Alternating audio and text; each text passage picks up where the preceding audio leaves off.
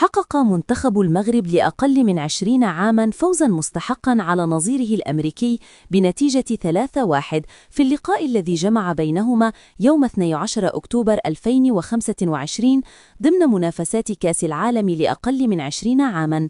وافتتح فؤاد الزهواني التسجيل لأسود الأطلس في الدقيقة 31 قبل أن يعادل المنتخب الأمريكي النتيجة عبر كول كامبل من ضربة جزاء في الوقت بدل الضائع من الشوط الأول 45+6. في الشوط الثاني واصل المنتخب المغربي ضغطه ليجبر الدفاع الأمريكي على الخطأ، حيث سجل اللاعب الأمريكي جاي وايندر هدفاً عكسياً في مرماه عند الدقيقة 67 مانحاً التقدم للمغرب. وقبل نهاية المباراة ب3 دقائق أضاف ياسين غيتي الهدف الثالث في الدقيقة 87 ليؤكد تفوق المنتخب المغربي ويمنحه فوزاً ثميناً يعزز حظوظه في التأهل